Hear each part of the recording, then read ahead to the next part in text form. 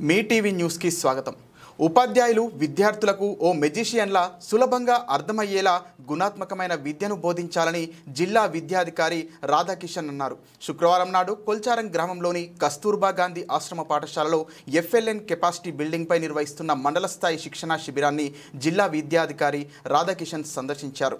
ఉపాధ్యాయులు ప్రణాళికాబద్ధంగా విద్యార్థులకు పాఠ్యాంశాలను బోధించాలని అన్నారు. ఈ కార్యక్రమంలో మండల విద్యాధికారి సత్యనారాయణ, సిఆర్పిఎల్లు సాయి కుమార్, సంపత్, రాజశేఖర్ తదితరులు పాల్గొన్నారు. లాంగ్ నోట్బుక్ తీసుకుంటాను.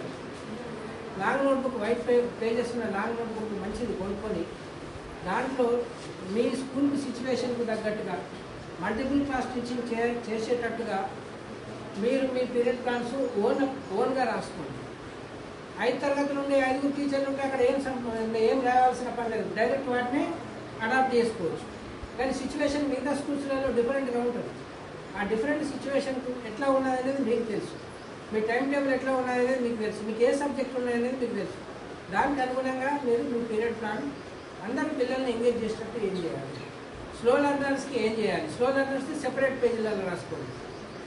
ఈ మిగతా పిల్లలది మనం ప్లాన్ అనేది రెడీ చేసుకుంటే ఆ ప్లాన్ రోజు మన దగ్గర పెట్టుకుంటే మనం డైలీ మనం క్లాస్కి దాన్ని తీసుకొని పోతే అక్కడ మన టీచింగ్ లెర్నింగ్ ప్రాసెస్ అనేది చాలా ఎఫెక్టివ్గా జరుగుతుంది. అట్లా మీరు అందరూ కూడా ఈ మల్టిపుల్ క్లాస్ టీచింగ్కి సంబంధించి చాలా schools, majority schools multiple class టీచింగే ఉంటాయి కాబట్టి దానికి తగ్గట్టుగా మీ పీరియడ్ ప్లాన్ మీ ఓన్ లాంగ్వేజ్లో, మీ కోడింగ్ లాంగ్వేజ్లో రాసుకోండి. ఈ ప్రకారం కొట్టండి, ఇట్లా గీతలు కొట్టండి, ఈ స్టెప్స్ ఉంటాయి, ఇవి అన్వర్షన్ స్టెప్స్ ఉంటాయి, వీటిని ఫాలో అవ్వండి అని చెప్తలేండి. మీరేం చేస్తారు, ఆ పిల్లవాళ్ళతో ఏం చేస్తారు, ఫస్ట్ క్లాస్లో. సెకండ్ క్లాస్లో మీరేం చేస్తారు, ఆ పిల్లవాళ్ళతో ఏం చేస్తారు. థర్డ్ క్లాస్లో మీరేం చేస్తారు, ఆ పిల్లవాళ్ళతో ఈ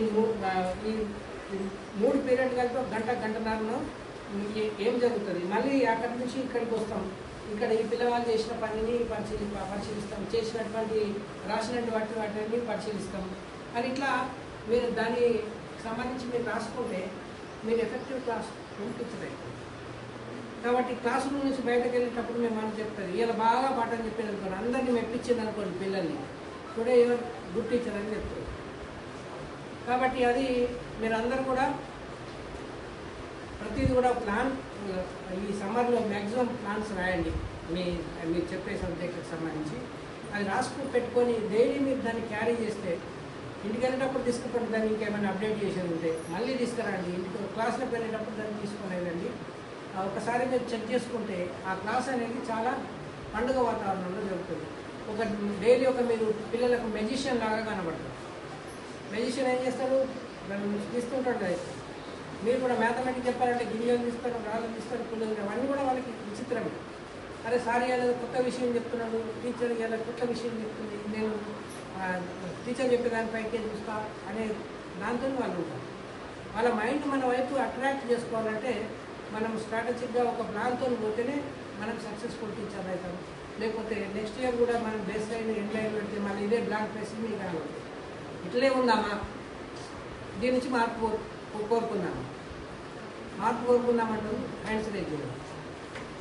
మాకేం పని లేదు సార్, మీరు ఎన్నైనా చెప్పుంది, మీరు ఎన్నిసార్లనే ఎన్ని ట్రైనింగ్లు అనేవి మేము చేసేది మేము చేస్తాం అంటూ అటువంటి వాళ్ళు కూడా హ్యాండ్స్ రేజ్ చేయాలి. మీరు ఎన్ని ట్రైనింగ్ మంచిగా వింటాం, అన్నీ చేస్తాం. అడిపోయిన తర్వాత బయట పోయిన అన్నీ దులిపేసి లేదా ఇంటిపోయిన తర్వాత అన్నీ మర్చిపోతాం. మళ్ళీ ఈ ట్రైనింగ్ గురించి ఒక్కసారి కూడా ఏమి ఆలోచించాము, గుర్తుకు తెచ్చుకోము. మేము చేసేది మేము చేస్తాం. మమ్మల్ని నుంచి మేము ఇచ్చిన పండితులు ఎవరు, మేము మా పాండిత్యం ఎంతనో మీరు చూస్తలేరా ప్రతి సంవత్సరం. ఆ పాండిత్యం కాదు మనం చూపించేది, క్వాలిటీ పెరిగే పాండిత్యాన్ని మనం చూపిద్దాం.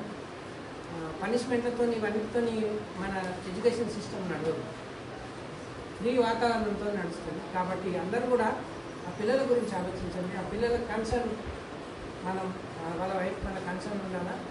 అందరూ కూడా మరి ఈ స్ట్రాటజీస్ లోపల, టీచింగ్ లెర్నింగ్ స్టైల్స్ లోపల మనం మార్పు తీసుకురావాల్సినటువంటి అవసరం. ఓకేనా, చేస్తారా అందరూ?